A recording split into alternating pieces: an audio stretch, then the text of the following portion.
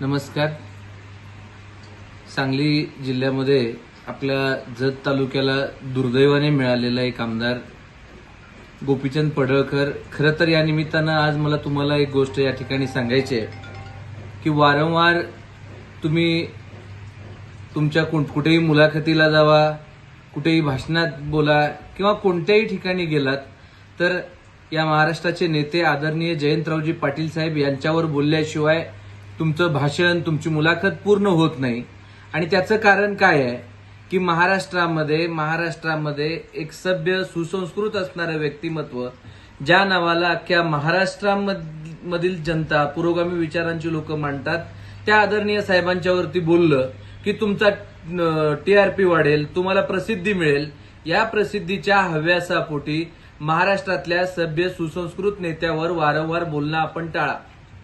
आपण नेहमी काय करता, एखाद्या कावीळ झालेल्या माणसाला कसं सगळं पिवळंच दिसतं, त्याच पद्धतीनं पडळकरांना जयंतरावजी पाटील साहेबांच्या नावाची कावीळ झालेली आहे. याचं कारण पण हे आहे की पाटील साहेबांच्या वरती, आदरणीय साहेबांच्या वरती बोललं की वरिष्ठ खुश होतील, पक्षश्रेष्ठी खुश होतील, त्यांचे तळवे चाटायला मिळतील आणि मग आपल्या पदरात काहीतरी पडेल. या हेतूनं वारंवार या ज्या गोष्टी आपण करत आहात त्या बंद करा. गेल्या वेळच्या मुलाखतीमध्ये तुम्ही सांगितलं की सांगली जिल्ह्याला या नेत्यांनी काय दिलं, या नेत्यांच्या माध्यमातून जिल्ह्यात काही केलेलं नाही, अशा वायफळ थापा मारत असताना लोक तुमच्याकडे विनोदानं बघायला लागलेले आहेत. कारण या जत तालुक्यातीलच, बाहेरचा प्रश्न फारसा लांबचा राहू द्या, पण ज्या जत तालुक्यामध्ये तुम्ही निवडून आलेला आहात त्या जत तालुक्याला वंचित 65 गावांना 6 टीएमसीचं पाणी देण्याचं, त्याची योजना पूर्ण करण्याचं काम जर कोणी केलं असेल तर ते आदरणीय जयंतरावजी पाटील साहेबांनी केलंय. खरं तर या गोष्टीचा तुम्हाला अभ्यास करा म्हणून सांगणं म्हणजे तोही विनोदाचा भाग आहे, कारण अभ्यास आणि तुमचा लांबपर्यंतचा संबंधच नाहीये. आणि राहिला प्रश्न, जर तुम्ही जर बारकाईनं त्याच्यावरती बघितलं तर जत तालुक्यातील या पाण्याच्या प्रश्नांसाठी जेव्हा जत तालुक्यातील तुकाराम महाराज यांनी भाजपचं सरकार असताना मोर्चा काढला आणि त्यावेळेला तुमचे मंत्री गिरीश महाजन यांनी सांगितलं होतं की जतला अशी योजना करण्यात येणार नाही, पाणी उपलब्ध नाही, हे सांगितलेलं असताना देखील त्याच्यावरती सखोल अभ्यास करून जे स्वप्न स्वर्गीय राजाराम बापूंनी पाहिलं होतं, राजाराम बापूंनी जतच्या उमदीपासून ते कासेगावपर्यंत पदयात्रा काढली. या जत मधल्या लोकांचा भाग पाण्याखाली सुजलाम सुफलाम व्हावा. तुम्ही नुसता भाषणातनं लोकांच्या हातातला कोयता काढू म्हणून सांगितलं, पण राजाराम बापूंनी इथं शिक्षणाची गंगा दारादारात पोचवून इथं शाळेचे शिक्षणाची दारं उघडी केली. इथल्या लोकांना शिक्षण निर्माण करून देण्यासाठी त्यांनी प्रयत्न केला. इथं पाणी मिळावं म्हणून त्यांनी आयुष्यभर अट्टहास केला आणि त्यांचंच स्वप्न आदरणीय जयंतरावजी पाटील साहेब पुढे घेऊन जात आहेत. पण वारंवार आपल्याला दुसऱ्या कोणत्या गोष्टीच मिळत नाहीत, आपण विकासाची भाषा बोलत नाही. अधिवेशनामध्ये जतच्या किती विकासावर तुम्ही बोललात? जतमध्ये आज पाणी टंचाई मोठ्या प्रमाणावर आहे, मैसाच्या योजनेला गती मिळत नाहीये, लोड शेडिंगमुळे इथल्या शेतकऱ्यांना नाहक त्रास होत आहे, इथल्या शेतकरी वर्गाला, गोरगरीब मजूर वर्गाला त्रास होतोय, संध्याकाळच्या वेळेला भारनियमन केलं जातंय, इथल्या विद्यार्थ्यांच्या परीक्षा चालू आहेत, त्यांना अभ्यासात अडचणी येत आहेत, पण या विषयावरती तुम्ही एक चकार शब्द बोलत नाही. अतिवृष्टीमुळे सगळ्यात मोठं नुकसान झालं, त्या विषयावरती तुम्ही एक चकार शब्द काढत नाहीत. या जनतेनं तुम्हाला निवडून दिलंय त्या विषयाकडे तुम्ही अजिबात लक्ष घालत नाहीत आणि या उलट वायफळ थापा मारण्यात तुम्ही धन्यता मिळवता. आणि सगळ्यात दुसरी खेदाची गोष्ट, महाराष्ट्रातल्या तमाम धनगर समाजानं तुम्हाला डोक्यावर घेतलं, तुम्हाला पैसा पाणी रसद पुरवून या महाराष्ट्राचा नेता बनवलं, पण तुम्ही नेता झाल्यानंतर या धनगर समाजाच्या प्रश्नावरती किती बोलताय? या उलट मी जबाबदारीनं सांगतोय की धनगर समाजाच्या लोकांनाच बदनाम करण्याचं काम तुम्ही करताय. मला वाटतंय गुजराती लोकांची सुपारी तुम्ही घेतली आहे का काय? मुंबईमध्ये राहुल हजारे सारखा एक बिल्डर मोठ्या प्रमाणावरती काम सुरू करतो आणि त्याचं सुरू केलेलं ते काम तुम्हाला भगवत नाही. एखादा महाराष्ट्रातला नवीन तरुण मोठ्या प्रमाणावर उद्योगधंदे उभा करतोय, अशा वेळेला ते उद्योगधंदे बंद पाडण्याचं काम, त्याची बदनामी करण्याचं काम तुम्ही, मला वाटतंय, गुजराती लोकांची सुपारी घेऊन सुरू केलेलं आहे. आणि कसल्या बाता करता हो? समाजाला प्रतिनिधित्व मिळालं पाहिजे, राजकारणामध्ये समाजातली लोक आली पाहिजेत, या वल्गना करता. आणि शेजारच्याच असणाऱ्या आमच्या आटपाडी तालुक्यामध्ये आमची भगिनी रणरागिणी विद्याताई मोठे जेव्हा निवडणुकीला सामोरं जातात, लोकशाहीमध्ये सगळ्यांना उभं राहण्याचा अधिकार आहे, तुम्ही त्यांच्या विरोधात उभं राहावं त्याच्या बाबतीत दुमत नाही.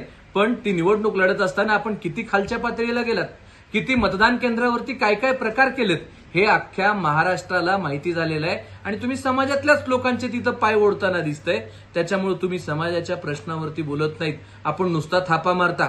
मध्यंतरी गेल्या वेळेला सांगितलं की अहिल्या महोत्सवाच्या निमित्तानं मोठा ढोलवादनाचा कार्यक्रम घेणार आहे, एवढे ढोलवादन आणणार आहे, पुण्याच्या ग्राउंडवर मोठं रेकॉर्ड ब्रेक ढोलवादन करणार आहे म्हणून लोकांच्यात गेलात, फसवणूक केलीत लोकांची आणि प्रत्यक्षात काम कुठं आहे? अजिबात तुम्ही समाजाच्या भावनांशी खेळतात, समाजाला फसवत आहात. पडळकर, अजून वेळ गेलेली नाही. आपण समाजाच्या प्रश्नांकडे लक्ष द्यावं. आपण जत तालुक्यानं तुम्हाला निवडून दिले त्याच्यावरती बोला. आदरणीय साहेबांच्या वरती, पक्षाच्या पुरोगामी विचारांच्या नेत्यांच्या वरती टीका करून आपल्याला काहीही मिळणार नाही. या उलट मी तुम्हाला सांगेन, तुम्ही सांगताना परवा एका मुलाखतीत ऐकलं की तुमचा देव वर्षावरती आहे, तर त्या वर्षावरच्याच देवाला सांगा इथले जत तालुक्यातल्या लोकांचे प्रश्न प्रलंबित आहेत. त्या धनगर समाजाच्या आरक्षणाचा प्रश्न तर अनेक वर्ष प्रलंबित राहिलेला आहे. ज्या थापा तुमच्या त्या देवानं दिल्या, 2-3 बैठकीत आरक्षण देतो म्हणून सांगितलं, याच्यावरती पुढे कुठलीही चकार अंमलबजावणी नाही. आणि तुमच्या अखेरच्या लढ्यामुळं महाराष्ट्रातल्या सगळ्या चळवळी बंद पाडायला तुम्ही कारणीभूत आहात. याच्याकडे जरा गांभीर्यानं लक्ष द्या. आणि येणाऱ्या काळामध्ये जर आपण वारंवार या प्रकार करत राहिलात तर लोक आता कंटाळलेली आहेत. आणि तुम्हाला सांगतो, तुमची ती कॅसेट बंद करा टीका करण्याची. कदाचित तुमचे वरिष्ठ देखील त्याला कंटाळलेले असतील, कारण वारंवार एकच कॅसेट तुम्ही चालू ठेवताय. आदरणीय नेते जयंतरावजी पाटील साहेबांनी या जिल्ह्यासाठी काय केलंय, या राज्यासाठी काय केलंय, आम्हाला वेगळ्या भाषेत सांगावं लागायची गरज नाही, कारण सगळा महाराष्ट्र जाणतोय. बोलणं कमी आणि काम जादा असे आमचे नेते आहेत. आणि तुम्हाला, आणि मी त्या माध्यमातून काही मंडळींना सांगतोय की आपल्यातली काही लोक काही जणांना फोन करून धमक्या देणं, सोशल मीडियावरती व्यक्त असताना तुमची मंडळी काही पद्धतीनं व्यक्त होतात. बरं, त्याच्यानंतर जर कोणी टीका टिप्पणी केली तरी त्यांना फोन करून धमक्या देणं, असला प्रकार करू नका. कारण आम्ही सभ्यतेच्या भाषेत बोलतो, कारण आम्हाला आमच्या नेत्यांची शिकवण आहे, संस्कार आहेत. त्याच्यामुळं आम्ही बाकीच्या गोष्टीकडे जात नाही. पण आरेला आम्हालाही करता येतंय, ही गोष्ट तुम्ही लक्षात ठेवा. आमच्या कोणत्याही कार्यकर्त्याला जर धमकी दिलीत तर राष्ट्रवादी काँग्रेस पक्ष ते खपवून घेणार नाही. आज पूर्ण पक्ष आमच्या कार्यकर्त्यांच्या पाठीशी ताकदीनं उभा आहे, ही गोष्ट लक्षात ठेवा. आणि जी योजना साहेबांनी आणली, 6 टीएमसीच्या पाण्यासाठी साहेबांनी अतोनात प्रयत्न केले. आमचा नेता जाहिरातबाजीतला नाही, आमचा नेता खऱ्या अर्थानं जतकरांसाठी लढणारा नेता आहे. आम्हाला माहिती आहे जिल्हा परिषदेमध्ये आपली सत्ता न आल्यामुळं आपली जळपकड होत आहे आणि त्याच्यामुळे काही वक्तव्य तुम्ही करत आहात. वेळीच सावध राहा. 6 टीएमसीची योजना साहेबांनी पूर्ण केली. झालंय का, एक उदाहरण सांगतो आणि मी थांबतो. आंब्याचं झाड बापानं लावलं, पण झाडाला फळं मात्र थोडी उशिरा आली. आणि मग ती लावलेले, बापानं लावलेल्या झाडाची फळं मीच झाड लावलं, असं सांगण्याचा प्रकार जर कोणी करत असेल तर तो करू नये. कारण ज्या 2.5 वर्षाचं महाविकास आघाडीचं सरकार होतं त्या काळामध्ये ही 6 टीएमसीची योजना जतसाठी राबवलेली आहे.